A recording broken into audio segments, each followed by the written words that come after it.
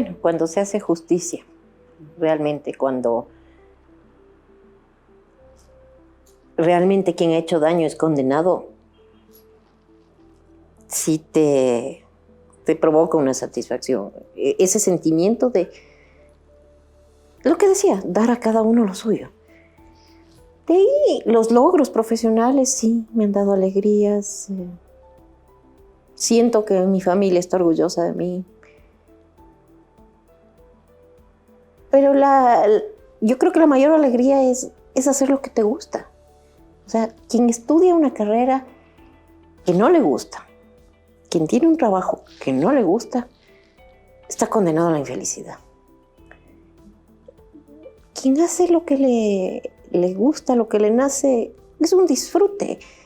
Yo estoy, pese a la pandemia, yo estoy presencial en la corte desde el 11 de mayo. A mí me gusta venir acá, me gusta estar en mi oficina, revisar los casos, interactuar con mis compañeros.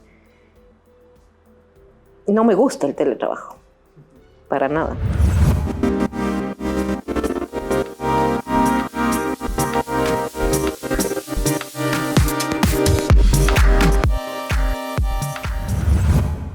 Este programa llega gracias al auspicio de GEMA. Muchas gracias a nuestros auspiciantes por permitirnos llegar con este espacio y muchísimas gracias, Daniela, por acompañarnos aquí. Estamos conversando con la doctora Daniela Camacho, ella es jueza de la Corte Nacional de lo Penal. Daniela, bienvenida. Muchas gracias por acompañarnos. ¿Cómo estás? Muchas gracias. Gracias por la invitación, gracias por el espacio. Muy bien, aquí estoy. Sí. Daniela, yo quería conocer, ¿dónde nació tu pasión por la justicia, por el derecho? ¿Cómo surgió eso? A los 9 años. A los 9 años. A los 9 años decidí que quería ser abogada. Veía una serie en televisión que se llamaba La Cacería del Diploma, donde había el famoso profesor Kingsfield, que era un malísimo, que les mandaba a investigar a sus estudiantes, siempre les tenía investigando. Entonces me gustó, me parecía emocionante y ahí decidí que quería ser abogada. Y la decisión se mantuvo toda la vida. Toda la vida. Después estudias en la Universidad Católica, al principio Derecho. ¿Cómo fue durante los años de la carrera? ¿Qué fue lo que hizo que digas, sí, esta es mi carrera? ¿Qué fueron las cosas que fuiste descubriendo? El derecho penal. El derecho penal. Sí, siempre lo he considerado el más humano de los derechos. Es en el que tratas directamente con las víctimas, con los procesados. Es muy humano. Son vidas que están en prisión, a veces injustamente. Hay todo tipo de víctimas. No todas las víctimas son víctimas. A veces los procesados son víctimas de sus víctimas.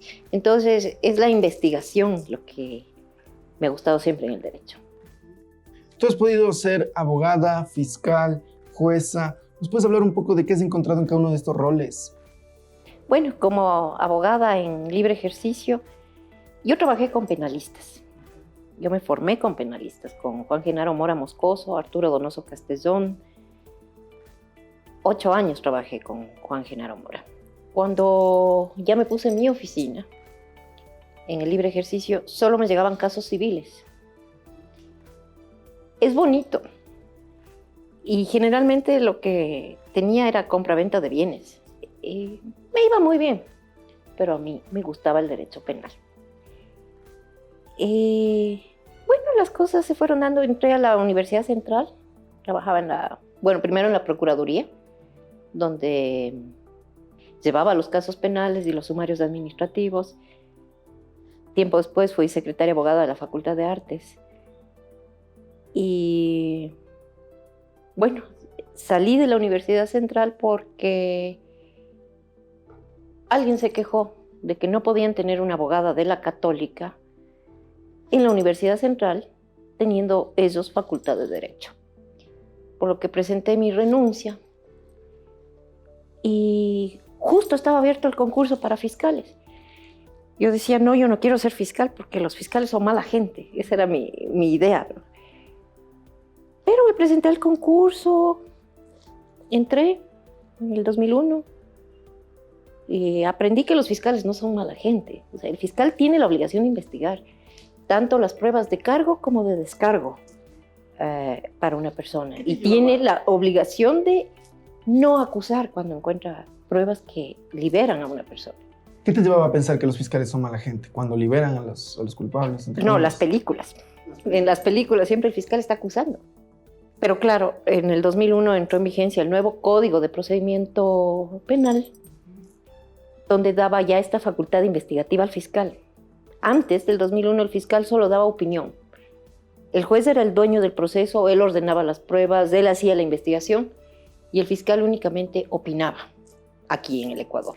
A partir del 2001, la acción penal pasa a manos del fiscal. El fiscal es el que investiga y lleva el caso, si tiene caso. Si no, no. Entonces, fue apasionante, realmente apasionante.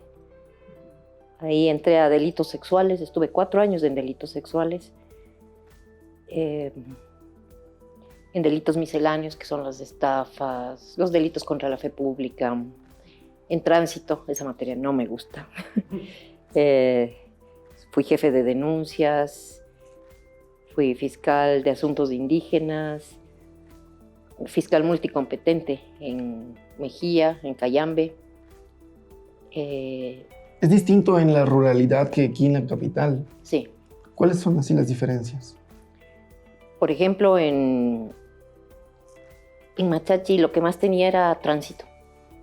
Tránsito, ¿por qué? Porque tienes la carretera, vas a la Loac Santo Domingo. Entonces, los muertos en la carretera es impresionante. En Cayambe, en cambio, tenía delitos sexuales.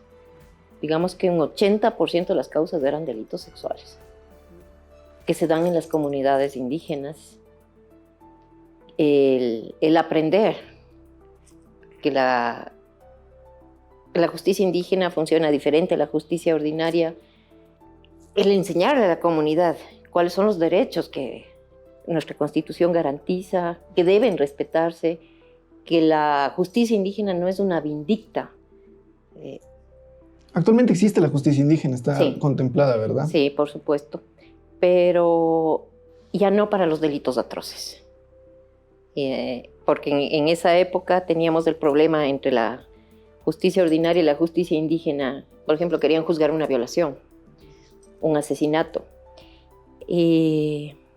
narcotráfico, por el principio de territorialidad, que el delito que se comete dentro de del territorio de la comunidad ya es jurisdicción indígena, y no necesariamente.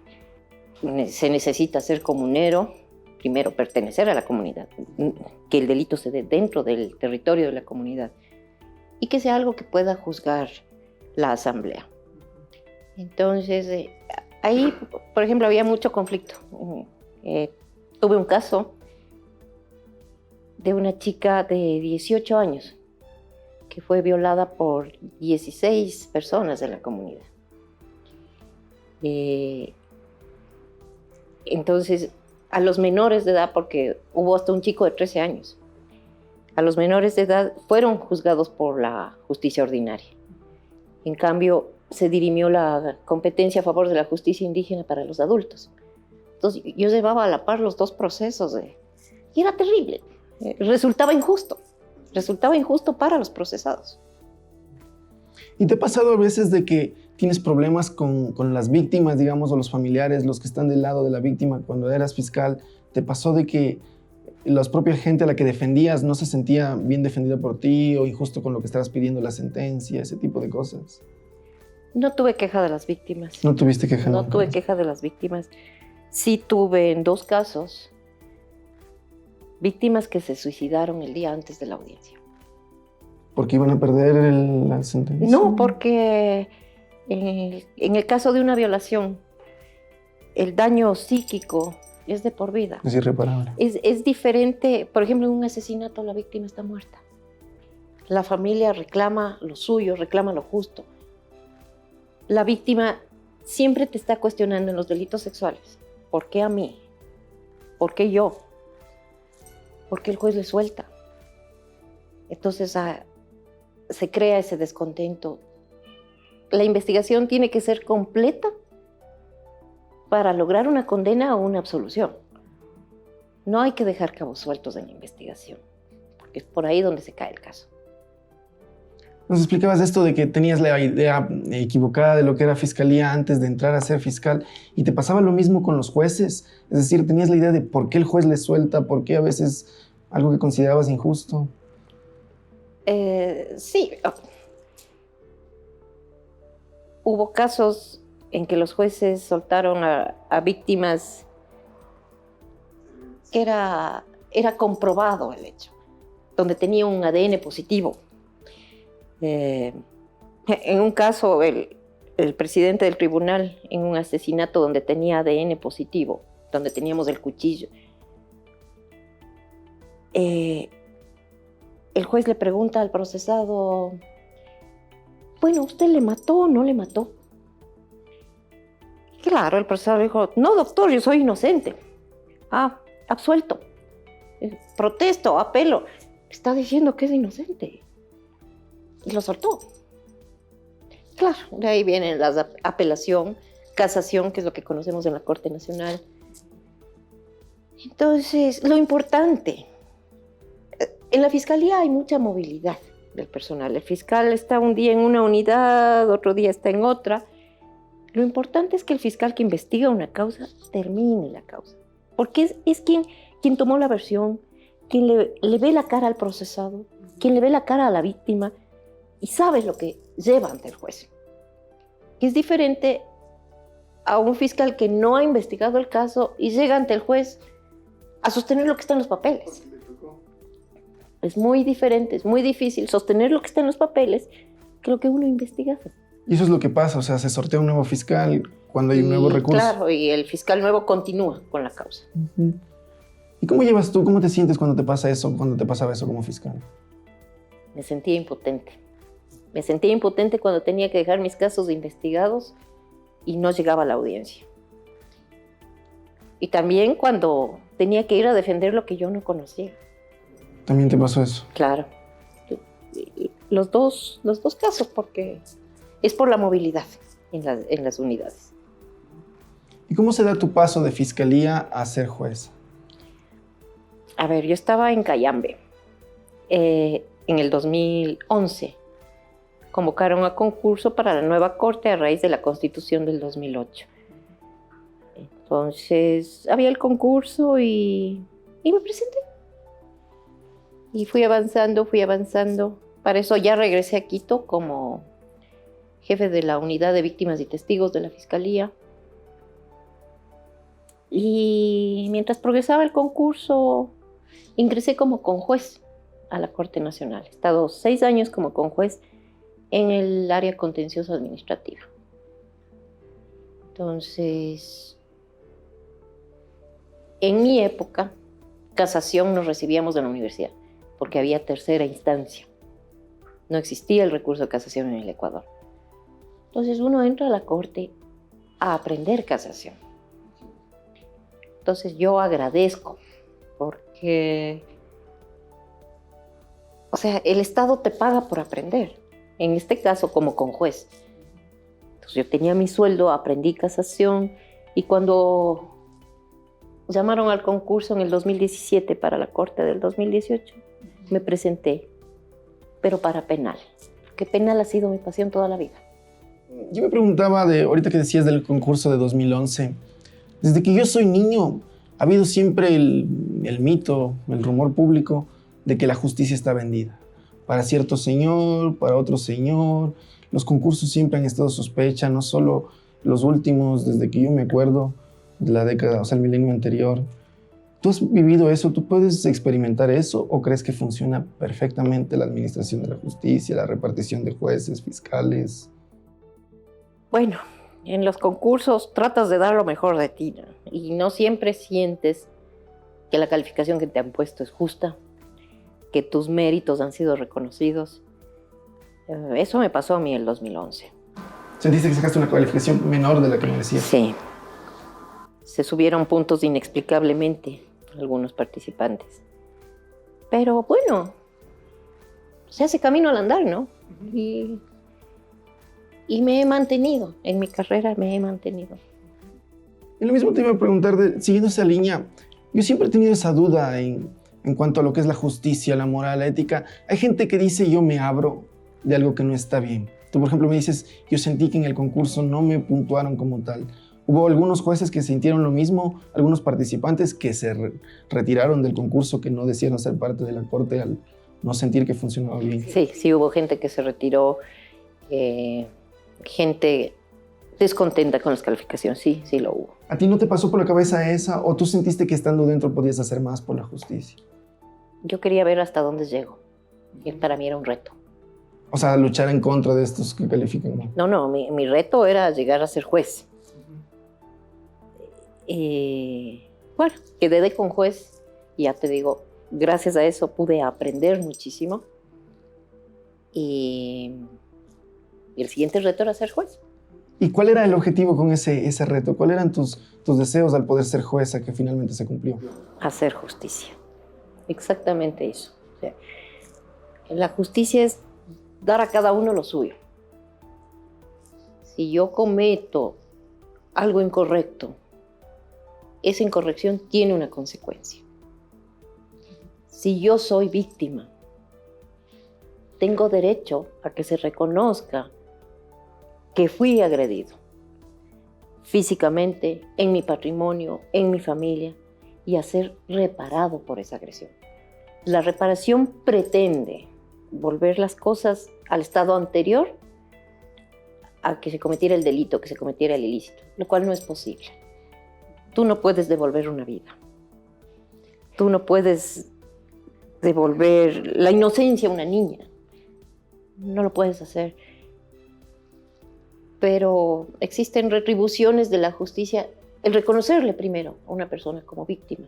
Sí, a usted le hicieron daño por esto, por esto, por esto. Y el Estado reconoce que el señor debe indemnizarle por esto, por esto.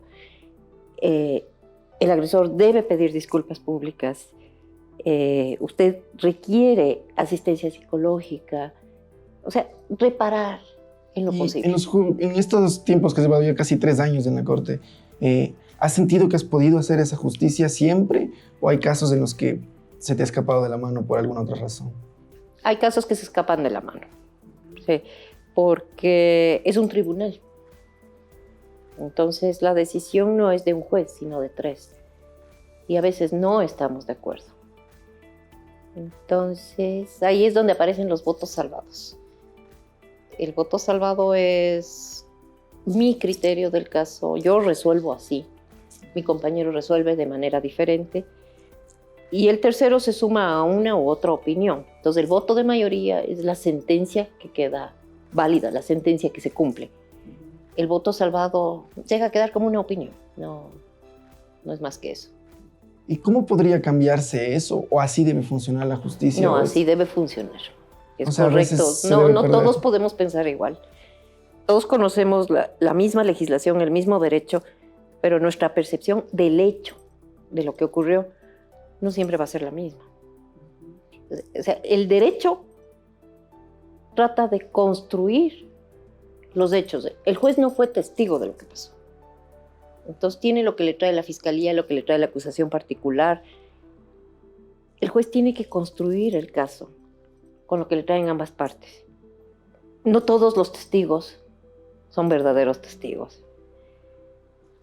Entonces, existen verdades y mentiras en los procesos. Y con eso tenemos que construir para llegar a la verdad procesal. Tratar de construir qué es lo que ocurrió y respecto a eso decidir. Los juicios suelen llegar por sorteo, pero ¿hay así en ti una expectativa, un algo de que te toquen ciertos juicios, de poder hacer justicia en ciertos casos que te interesan? No. No existe nada. No, o sea, existe el sorteo, lo hace la computadora y lo que te tocó, te guste o no. ¿Y te pasa a veces que sientes, uy, me tocó uno que va a ser más escandaloso? Por supuesto, por supuesto que sí, pero me tocó. Yo pienso que uno de los miedos que tiene, por ejemplo, yo nunca quise estudiar frontalmente el derecho, pero me ha interesado un montón la política. Y lo que me ha alejado de hacer lo correcto, el informarme e interesarme por estudiarlo, es la preconcepción con lo que tú decías con los fiscales. Los políticos son malos. Y a veces mucha gente piensa como en el derecho uno empieza bueno, pero te tuerce el sistema a como de lugar. O sea, si llegaste hasta arriba es porque te torciste y te torciste. ¿Has sentido esas presiones tú en el camino? Y nos puedes hablar un poco de cuáles son, cómo son. Tienes el político y tienes el politiquero, que es el que trata de sacar ventaja de donde sea. No importa de qué partido, no importa o sea, cuál es el beneficio mío. El político, en cambio, creo que tiene una aspiración de patria, de cómo mejorar mi país, cómo mejorar la comunidad en la que vivo. El juez no puede tener aspiraciones políticas, en absoluto. El juez tiene que ceñirse a la Constitución y la ley, que es lo que juró respetar, lo que juró aplicar. Sí, pueden existir presiones, pero la ley está escrita y eso es lo que tenemos que cumplir. No las presiones, no los insultos, no las amenazas, las presiones mediáticas, las presiones de otros poderes del Estado, las presiones de políticos, las amenazas públicas. O sea, todo está escrito. Eso es lo que tengo que aplicar y esa es mi única defensa. Porque después vienen los juicios. ¿Y cuál es la respuesta? Pues, señor, yo apliqué la ley. La ley dice que tenía que hacer esto y lo hice. Punto. Es la única defensa que tiene el juez que ha actuado correctamente. Aplicada la ley, no hay más. Para eso está la ley. En Colombia, incluso a día de hoy, 2021, sigue siendo un tema gran sonado los juicios de todos estos terroristas que durante los 90, la primera década de este milenio, aterrorizaron a Colombia, mataron jueces, mataron fiscales, una decena de crímenes. Pero concretando con los jueces, ejercer esta profesión en Colombia era casi que una boleta para la muerte para muchos jueces. Eso no ha sido así en el Ecuador, por suerte, pero si fuese el caso, ¿tú seguirías impartiendo justicia aunque tu vida estuviese en riesgo? ¿O hay un punto en el que te retirarías? No lo sé. No lo sé porque amo mi carrera, realmente la amo. ¿Jamás pensaste dar un paso atrás hasta ahora en todos los juicios que has llevado en uno u otro rol? No. ¿Y sentiste temor en algún punto o algún momento así de bastante temor? Sí, sí. Sí he tenido temor, pero para eso está el derecho. O sea, aplicar lo que dice el derecho. Estás frente a la situación, tienes que resolverla. El sorteo te asignó tal o cual causa. ¿Para qué? Para que la resuelvas. Ese es tu trabajo. ¿Cómo ves la formación del derecho? Tú me hablabas de esto de que uno aprende casación, o ese fue tu caso, en la Corte Nacional. Supongo que ahora en las universidades ya se está dando eso desde el inicio. Sí, ya en las universidades se recibe casación porque ya está instaurada hace muchos años aquí en el Ecuador. ¿Y la formación en el país es buena? O sea, ¿uno se puede formar en derecho totalmente en el país o tiene que irse al exterior? No. Aquí. El derecho se aplica donde lo estudias. Entonces, claro, si Dios te permite ir a hacer una maestría, un posgrado en España, en Argentina, donde puedas pagarlo, donde puedas costearlo o donde el Estado te dé una beca. Gracias. Mil gracias. Eso va a aumentar tu conocimiento. Pero el derecho se aplica en el país en que lo estudies. Entonces, no puedes ser abogado ecuatoriano y mañana estar ejerciendo en Colombia, sin haber revalidado estudios. O sea, es una profesión que se aplica en el lugar donde la estudias. Tú te debes, como decías, a la Constitución, a la justicia que está ahí mandada, pero ¿encuentras fallas, problemitas, cosas con las que no estás de acuerdo, aunque las tienes que cumplir? Sí. No es lo mismo estar sentado en la asamblea creando las leyes que estar sentado de juez y aplicarlas. Hay normas que se complican. Las últimas reformas, recién ayer me puse a revisar las últimas reformas del COIP en cuanto a los delitos de corrupción. Hay fallas, pero tendrán que corregirse en el camino. La ley está dictada, a los jueces toca aplicarla, pero deberá corregirse en el camino. Existe una persecución hacia el empresario privado, por ejemplo, que hace su capital con su esfuerzo, con su trabajo. Y bueno, yo no me puedo ir de vacaciones en la camioneta de mi empresa porque ya es corrupción. Cosas así, no. Hay cosas que van a tener que corregirse de las últimas reformas. Entiendo. ¿Y no hay una forma en la que los jueces pueden aportarle con estos conceptos a la Asamblea, a los que están tomando estas decisiones? La Corte tiene facultad de presentar proyectos de ley. Eso tiene que salir a través de una resolución del Pleno. Puede consultar también oscuridad de la ley. Bueno, no, la Corte resuelve la oscuridad de la ley. Pero puede hacer consultas a Corte Constitucional también, sobre la constitucionalidad de las normas. Eso lo pueden hacer todos los jueces. ¿Y tú crees que sería bueno de que jueces, exjueces, vayan a la Asamblea, busquen como después continuar su función pública en lo legislativo para aportar con esta experiencia? Sería perfecto. Porque ya conocemos las falencias que hay en el camino e impulsar su corrección desde la Asamblea. Sí, es perfecto porque tienen la formación jurídica perfecta para ir a la Asamblea. ¿Y a ti te interesaría ese camino o cuáles son los siguientes pasos en tu camino ahora que ya estás en la Corte Nacional? Bueno, primero concluir el periodo para el que fui nombrada. Después no sé si me dedicaré al libre ejercicio o concursaré para alguna otra función pública. No lo sé. En estos momentos se habla muchísimo del tema justicia porque ha habido todo este tema de la corrupción que habrá que dilucidar caso a caso, pero la sensación pública está mandada. En 2017 el voto popular buscaba que haya un cambio en eso y la sensación de estas nuevas elecciones de la gente es la misma, o sea, que por fin se haga justicia. ¿Tú sientes de que todos los casos de corrupción de los que se sospecha se han llegado a presentar al Pleno o todavía falta mucho de investigar a fiscales, a todo el sistema? No, falta muchísimo, muchísimo. Porque lastimosamente la corrupción se ha enquistado en nuestra sociedad. Entonces tenemos una generación que tiene hijos, que los está criando de esa manera. Entonces hay que partir desde la base. Hay que partir... Antes, cuando éramos chicos, había cívica, era una materia, donde te enseñaban el amor a la patria, el respeto a los símbolos patrios, el respeto a tu trabajo. Eso ha desaparecido. Creo que ha desaparecido lógica y ética. Eso también lo recibí yo en el colegio.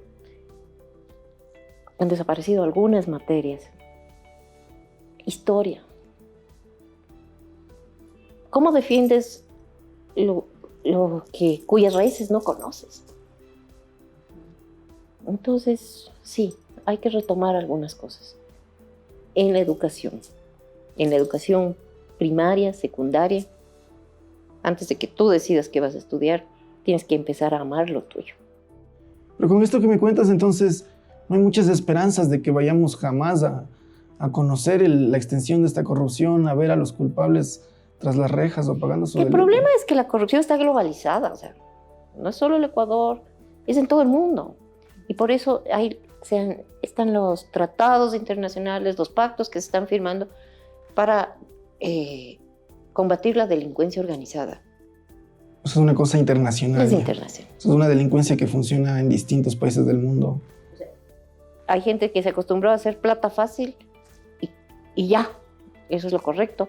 No, porque estás perjudicando a tu país, estás quitando la comida de alguien. El momento que tú recibes diezmos de tu personal, les estás quitando el pan de la mesa. Así de simple. Eso no se puede hacer. Hay personas que son intocables por la justicia, y no estoy hablando de aquellos que tienen inmunidad por la Constitución, sino gente que no debería tener esa inmunidad, pero que la tienen dentro del sistema. Nadie es intocable. Tienes que hacer la investigación de manera correcta, perdón. Lo que existe son los fueros. Tienes la inmunidad, tienes los fueros. O sea, cada quien... La idea del fuero es ser juzgado por tus iguales. Pero nada más. Por ejemplo, en violencia, no se reconoce fuero alguno. Entonces, si un señor le pega a su esposa, así sea presidente de la República, no se reconoce fuero en violencia. Entonces, nadie es intocable, hay que saber llevar el proceso. Y esos delincuentes, de aquellos que ya tienen una sentencia y están prófugos, a ellos los vamos a ver algún día en el país, hay esperanza. ¿Por qué no los podemos traer como pasa con los norteamericanos, por ejemplo? Que uno ve que los extraditan cuando la justicia americana requiere a los suyos. Y hasta los que no son suyos.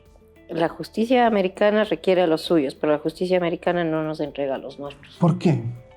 Se hace todo de acuerdo a la ley de extradición. Quien lleva las extradiciones es el presidente o presidenta de la Corte Nacional. Es la única persona que tiene esa función. El Estatuto de la Interpol tiene el famoso artículo 3, donde se dice que se prohíben las persecuciones políticas por credo, por religión, por raza. Entonces, alegan el artículo 3 cuando consideran, esto es persecución política. Uno demuestra que se trata de un delito común, que está en nuestra legislación. Vea, el peculado está en tal artículo. El asesinato está en tal artículo. Son delitos comunes. Pero la contraparte dice, no, es que es persecución política y pobrecito de mí. Entonces, también necesitamos cooperación internacional. Necesitamos que los demás países se conduelan de nuestra realidad. ¿Quién debe pedir eso? ¿El presidente, los asambleístas? No, eso está, ya te digo, está en los tratados internacionales. Lo solicita el presidente de la Corte. Bueno, el juez del caso lo solicita a Interpol, solicita la notificación roja, y cuando ya tenemos sentencia ejecutoriada, se solicita la extradición. Entonces, esas son las... Por hay sentencias ejecutoriadas a gente a la que no se le ha visto por aquí llegar. ¿No quieren venir? ¿Tú le recomiendas a las nuevas generaciones que están formándose en derecho el buscar este mismo sueño que tú sí lo tienen, el de llegar a la corte, el de llegar a fiscalía? Hay las garantías en los concursos, hay la posibilidad de hacer bien desde dentro de estas instituciones. Sí existen las garantías. Cuando yo era estudiante, o sea, entrar a fiscal o a juez era una elección de si tenías amigos en la corte, porque antes nombraba la corte, los jueces. Tener amigos, los jueces de corte suprema en ese entonces, eran prácticamente cuotas políticas. Cuando se instauraron los concursos, al menos todos tenemos derecho a presentarnos, a pelear por el cargo. O sea, yo puedo hacerlo, o sea, tómenme en cuenta, yo también puedo. Entonces, sí es importante los concursos. Cuando la doctora Salazar, la actual fiscal, ganó ese puesto, había un revolucio en los medios por el tema del género, de ser una mujer llegando a ese puesto. Y en la Corte Nacional, que hay algunas juezas, también lo fue hasta hace algunos años, digamos un par de décadas atrás. ¿Tú lo has experimentado en tu carrera en el derecho, esto de que influye el ser mujer negativamente? Sí. ¿Cómo ha sido eso? Wow, a ver, cuando era fiscal, un día fuimos a un reconocimiento de un sospechoso en la cárcel de la calle Ambato. Fuimos con el juez y claro, nos veían juez, fiscal y se acercaban los detenidos. Doctor, estoy preso injustamente, pobrecito de mí. Licenciada, ¿me puede dar comprando tabacos?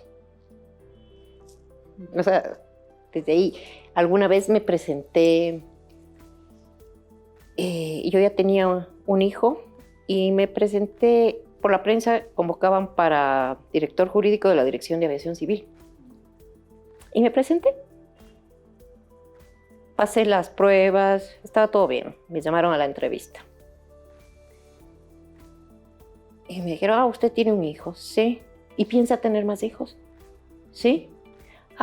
Entonces el cargo no es para usted. Muchas gracias. Y así, en la corte llegamos antes de la evaluación de 2019, estábamos 50% hombres, 50% mujeres. En este momento estamos 5 juezas. Sí, esperamos que vengan más mujeres. Y bueno, el género no te quita ni te da más capacidades. Nacimos hombres, nacimos mujeres, pero tenemos las mismas oportunidades. Aquí en el Ecuador hemos llegado a todas las conquistas.